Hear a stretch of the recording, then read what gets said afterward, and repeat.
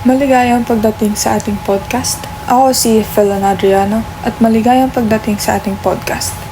Sa episode na ito, tatalakay tayo ng isang seryosong issue na patuloy na nagiging hamon sa ating lipunan. At ito ang childhood labor. Tutuklasin natin ang mga sanhi, epekto at mga hakbang na maaari nating gawin upang labanan ang panganib na ito sa ating mga kabataan. Inanyayahan namin si TNLA at ang kanyang kaibigan na si JM sa episode na ito. Ako nga pala si Jan Andre Morganos at may mga kasama kaming dalawang guest na pangalan ay Ako po si TNLA. Ako po si JM. at ngayon ay pag-uusapan natin tungkol sa child labor. May mga idea ba kayo tungkol sa child labor? For me, child labor is yung parang maagang pagtatrabaho ng mga bata dahil hindi na tutustusan yung mga pangangailangan nila pang araw-araw. May ganun na pangyayari talaga. Sa ganung sitwasyon kaya kunyari kayo nalagay kayo sa ganung sitwasyon, anong mabuting gawin para Maybe, for me, siguro, kung ako, magiging magulang na, siguro better yung mag-family planning, parang ire-ready ko na yung sarili ko or yung parang income ko, yung trabaho ko na dapat mag-settle muna ako sa buhay bago ako magkaroon ng pamilya para hindi magkaroon ng ganyang problem ng child labor. Kasi bata talaga yung bata Tsaka gampanan para magampanan din yung yung tamang way bilang mga magulang. Hindi ko agad mapasa yung responsibilidad na yun sa mag-anak ko or magiging anak ko. Ikaw ba, Hubert? May tatanong ka ba sa child labor? Paano naman yung ibang mga pamilya na kahit anong trabaho nila is di talaga nila masustentuhan yung mga anak nila kasi dahil dun sa Kahirapan nung nila sa lagay natin ngayon. Maybe dito napapasok yung government. Siguro kaya nga merong libreng pampaaral para sa mga bata para magkaroon sila ng libreng edukasyon na dapat naman talaga na para sa mga nakukuha bata. Yun talaga nila yun, parang tawag dito? Karapatan ng mga bata. Karapatan ng bawat isa na magkaroon ng edukasyon para syempre sa future yung buhay nila maayos. Hindi yung maulit-ulit yung ganong pangyayari. Cycle. Kayo nga po ay magtatapos na ng 4th year. Paano nyo po masusolusyonan yung child labor habang maaga pa po? Maybe diba kasi patapos na kami ng pag-aaral. Magtatrabaho na kami. Hindi na kami hindi na kami nakadepende sa mga magulang namin. So yun nga kung magkakaroon kami ng anak or pamilya, siguro dapat nga settle na kami sa buhay. Pagpaplanuhan talaga. Oo. Tsaka yun nga, yung para maging better din hindi lang para sa akin, kundi para sa anak ko. Para ma-enjoy niya yung pagiging bata niya, hindi agad siya kahit paano mamulat sa realidad. Yung kumbaga enjoy niya lang, hindi niya gampanan yung mga obligasyon na dapat yung mga nakakatanda sa kanya maka-experience. Ano kayang masamang naidudulot nito para sa bata? O kaya yung mabuti at masama ganun? Siyempre, doon muna tayo sa negative, di ba? Yung mga negative nito is, yun nga, gaya nga na sinabi ko namin kanina na hindi niya agad may enjoy yung pagiging, bata niya. Tsaka, yung, alam mo yun, yung obligasyon ba? May obligasyon na Kasi, siyempre, mahirap magkaroon ng obligasyon sa buhay eh. na dapat sa magulang. Na dapat sa magulang. Lalo na yung mga ganun na hindi pa tamang edad. Tama. Tsaka namumulat agad sila sa realidad ng buhay na hindi naman talaga dapat. Tsaka hindi pa sila mentally stable or para magampanan yun. Wala pa, okay, kaya nila. Pero mahirap iba pa rin eh. Physical and mentally. Iba pa rin talaga pag bata talaga. Pinakaranas. Na-apektuhan talaga din yung physical tsaka mental health. Tsaka papasok din yung social harm kasi nga di sila Then, may tendency din na alam mo yun, yung in a way sa mga magulang nila na possible na magkaroon sila ng negative communication kasi sumbat, Sa pamilya. magkaroon ng, ano yun, ako yung ako yung nagtrabaho Gastos, Ano yun, ganun. yun, isa yun sa negative. Tapos yung sa positive naman, yun nga, mamumulan siya agad. Tsaka, Mariready na niya yung maririnig sarili niya niya. yung sarili niya. Pero, Tsaka yun nga, matutunan niya na yung mga tinatawag na mga time management, Experience. ay, alam nyo ba, alam nyo ba may pwedeng ikaso pala doon sa pag-child labor, ganun? May idea ba kayo kung anong pwedeng ikaso, ganun? Hindi ko sure yun pero yung protection against women and children ba yun? Pero wala akong idea about doon. Basta, Para directly sa parents nila. Kunwari, may shop yung mama or papa niya, or company as you call it. Pwede siya magtrabaho para doon kasi niya din yun parang sa kanya na din yun kumbaga kung magpapahinga na yung magulang niya, Tulong na. tulong na. Siya na magpapatuloy ng kumpanyang yun. Parang yun.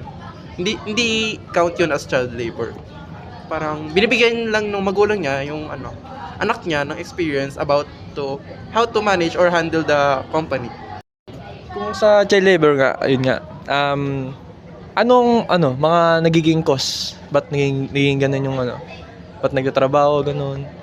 Ang bata. possible yung, sa realidad natin, possible yung pag-a-addict ng mga parents niya. Like, napapasa na yung responsibilidad ng mga magulang sa mga anak nila. Kasi nga, hindi na nila nagagampanan ng maayos yung pagiging magulang nila kasi nag-addict na, like nagbibisyo, nagsusugal, something. Nadadala sila sa mga wants ba ng magulang nila, mga kagustuhan na para lang sa kanila.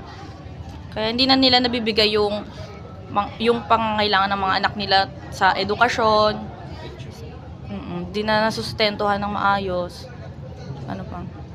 Sir, kayo, may kakilala ka bang ganun? Kumbaga, ka-experience, ganun? Nakaranas ng, Meron, actually, yung kakilala ko to is kaibigan ko siya. Tapos page ko siya sa Sangli. Kaibigan ko siya since grade 7 pa lang ako. Kinuwento niya sa akin to. Sabi niya sa akin na nagtatrabaho siya since, I think, hindi ko natanda pero let's say 14 or 15 years old. Sabihin na lang natin dun.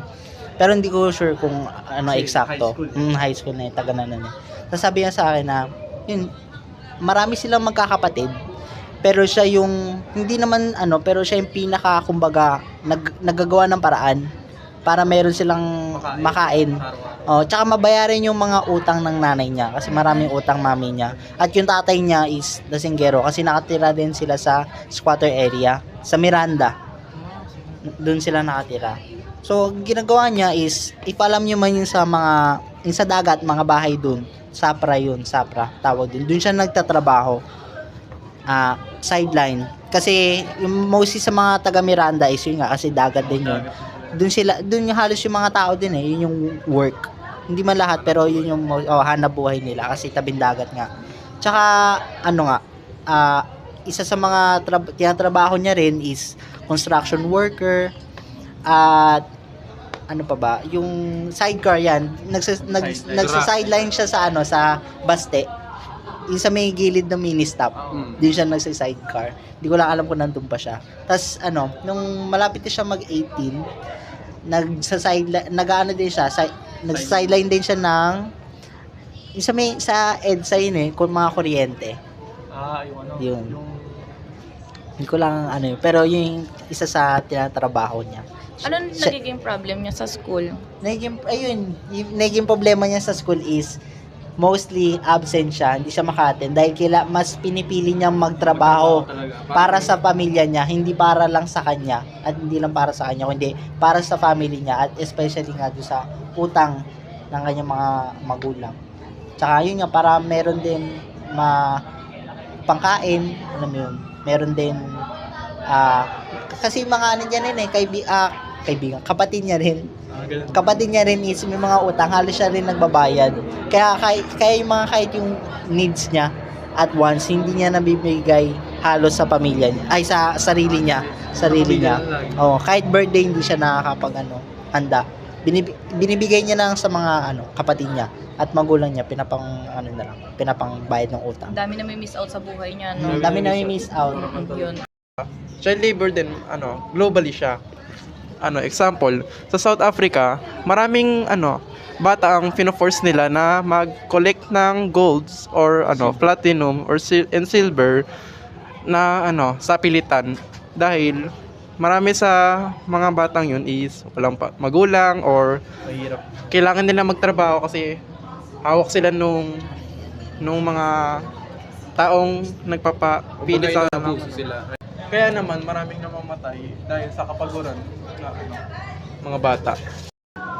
Tulad nun sa Pilipinas din, yung mga badyaw, nagka-craft sila ng mga alkansya, bracelet, upang tapos bababa sila ng bundok at pupunta sa mga probinsya or sa Manila, iba't ibang syudad, mga bayan. Mabenta lang yung mga ginawang produkto nila na galing pa sa bundok. So, sa nakikita natin ngayon, kasi nasa city tayo, nakikita natin yung mga pulubi na nagtitinda ng pugo-pugo sa pagita para may panggastos sila sa school nila, like yung simpleng katiting na pera na Na kinikita nila araw-araw. napakahalaga para sa kanila nun para sa pag-aaral nila. At saka, din, yung mga pulubing yun, sa Pasko, bago magpasko or sa 16, nangangaroling sila sa pamamagitan ng pagsakay sa bus na naandar or nakaupo lang sila doon at naghihintay na dumami yung pasahero at doon sila magsisimula kumanta, Meron din sa baby bus talaga no? Sa Baste, malimit natin makita yung Meron daw. sa Baste, ganun. Yung iba gagamitin pa, di ba may mga bit-bit pa yung iba na baby. Gagamitin pa nila yun para makonsensya ka rin at saka Mahawa ka, di ba? Oo, Bigyan mo na. mabigay ka. Nagbibigay sila ng sobre-sobre, di ba? Para mapalimos lang. Para lang po sa anak ko, Ganun. Yun. Parang child abuse yun. Yes. ginagamit yung bata. Ginagamit Oo, yung bata. Para lang bata. para mapagbisya para. Tsaka kahit naman sa PN, nakikita naman natin yung mga maliliit pa lang, di ba? Nanlilimos na sila. Nagbebenta ng mga manet tsaka pugo. Tulad ng mga namumulat ng basura, yung nakatok sa bahay nyo, tapos sabi, basura po, nakakatulong sila para malinis yung kapaligiran natin. At kakaroon din sila ng pera para pangkain nila sa pang-araw-araw. Yung mga nangangalakal. Bibenta sila ng mga Marami piso. na sa mga talaga, sa mga, mga kanto-kanto, ganun. Mga nasisirang bahay, kinukuha nila yung mga kahoy, bakal, para Pwede ibenta, maibenta. para masustentuhan yung pangangailangan nila pang araw-araw. Para din makatulong sa kanilang mga anak upang makapag-aral. Kasama na rin yung mga part-time students, gaya ng mga, part-time yan, katulad ayun, sa mga fast food chains, di ba? Nakita naman natin na may mga nag-aaral, plus nagtatrabaho rin sila at the same time. Ayun sa fast food chain po, may mga fast food chain po ba na tumatanggap ng 15 years old pababa na bata? Meron naman kasi mga fast food chain na standard nila yung mga inahanap talaga nila ng mga mga nag-aaral din para part-time, kagaya ng McDo. Naghahanap sila ng mga Tsaka yung mga local natin dito, kainan, Oh, yung mga hindi Carinderias. masyado kilala. Kasi tumatanggap din yung mga yun mga 16 to 18 years old. carinderias, Ganun, mga karinderya. yung naghahanap sila ng naghuhugas ng plato, nag-helper sa sa karinderya, mga ganon. Hugas ng plato. May mga alam po ba kayong programa ng gobyerno na makakatulong ng maigi sa mga batang? So, yun nga, pumapasok yung 4Ps tsaka yung Scholar ng Bayan na nakakamtan ng mga bawat estudyante ngayon sa Cavite City galing sa gobyerno natin kay Mayor Denver Chua tsaka kay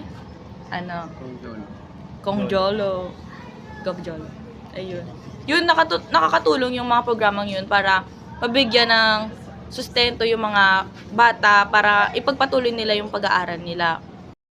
Paano magiging applicable for fees members yung mga pamilyang hirap po na tulad ng sinabi nyo? In my opinion, sa base lang sa point of view ko, parang kailangan nilang dapat pasok sila sa standard na hindi sapat yung income para mapag-aral nila yung mga anak nila, or hindi walang trabaho yung mga kagaya ng ganun. Hirap talaga sa buhay. Tsaka katunayan din na, yun nga, pag nakatira sila sa mga squatter area, yun yung nagpapatunay na wala nga silang sapat na income para masustentuhan yung kanilang mga anak. Tulad nung marami po silang anak, kumbaga ganun, kaya hindi po nila Diba may masustentuhan. mga kasing ganyan yung anak ng anak, pero alam mo, wala silang Family. kaya wala, hindi kaya masustentuhan. Kaya talagang napakahalaga ng edukasyon sa atin dahil maraming magiging opportunity ang dadating sa atin at na trabaho. Kaya sa pamamagitan nito, maiiwasan natin ang child labor o maaga silang mamulat sa pagtatrabaho na dapat ginagawa lang naman ng mga bata is nag-aaral lang at nakikipaglaro at nakikipagkaibigan. Kaya dito, marirealize natin na ang edukasyon ay sobrang napakahalaga sa mga bawat tao. Ano po yung mga naging conclusion nyo about sa napag-usapan natin? Kung isa sa conclusion namin dito is naging na rin to, oportunidad na din ito, tulad sa mga kagaya namin na nag-aaral pa lang, na mapag-usapan ang mga ganitong bagay na nangyayari hindi lang sa Pinas kundi sa ibang mundo na rin na nakakaranas ng child labor. At bilang individual na at estudyante na rin, importante talaga ang edukasyon sa bawat isa upang magkaroon ng sapat na trabaho, family planning, at maiwasan na rin yung child labor sa susunod na henerasyon. Yun lang po. Ang child labor ay isang malupit na issue na nagdudulot ng maraming pang-aabuso sa mga bata at nagbibigay ng negatibong epekto sa kanilang kabataan at hinaharap. Ang aking opinyon tungkol dito ay lubos na hindi pabor sa child labor at naniniwala akong ang bawat bata ay may karapatan sa ligtas na kapaligiran, edukasyon at paglalaro. Ang child labor ay hindi lamang nagdudulot ng pisikal na panganib sa kalusugan ng mga bata, kundi nagigingad lang din ito sa kanilang proper na pag-unlad at edukasyon. Ang pagtatrabaho sa murang edad ay maaaring humantong sa pagkakaroon ng kahinaan at saka magiging dahilan ito para magkaroon ng mas mababang antas ng edukasyon. Ang mga bansa at komunidad ay may responsibilidad na tiyakin na ang karapatan ng mga bata ay naaayon sa mga internasyonal na pamantayan. Dapat itaguyod ang mga programa at patakaran na naglalayong mapigilan ang child labor at itaguyod ang ligtas na kapaligiran para sa lahat ng mga bata. Sa kabuuan, ang child labor ay isang paglabag sa karapatan ng mga bata at dapat labanan sa lahat ng antas. Mahalaga ang papel ng lahat ng sektor ng lipunan sa pagtutok ng mga hakbang upang itigil ang child labor at itaguyod ang mas mabuting kinabukasan para sa bata. Bago matapos ang lahat, gusto naming magbigay ng konting kaalaman tungkol sa batas upang maiwasan ang pang-aabuso o pamimilit ng mga nakatatanda sa mga batang wala pang sapat na gulang. Una na dito ang age restrictions under Article 139 of the Labor Code of the Philippines na pinagbabawal ang pagtanggap ng bata under 15 years old sa trabaho maliban na lang kung sila ay nasa responsibilidad ng kanilang magulang at ang trabaho ay safe at walang hazardous undertakings. Sumunod dito ay ang Article 59 of Presidential Decree Number 603, also known as the Child and Youth Welfare Code, na ang ibig sabihin ay pwedeng magkaroon ng trabaho ang 15 years old and below, pero ang pagtatrabahuan dapat nila ay safe, may malusog na kapaligiran, at hindi makakapinsala sa kanilang development. At ang huli ay ang penalties para sa violations ng mga employers na hindi sumunod sa batas. Kaharapin nila ay imprisonment at fines na under ng RA 7610 and the Labor Code. At dito nagtatapos ang aming podcast. Sana ay may natutunan kayo. At laging tandaan na hindi tayo habang buhay bata. Kaya't habang tayo ay bata pa, maging masaya lang tayo at ihanda ang ating sarili upang maging mabuting magulang. At huwag iparanas sa ating magiging anak ang magtrabaho at maghirap ng maaga.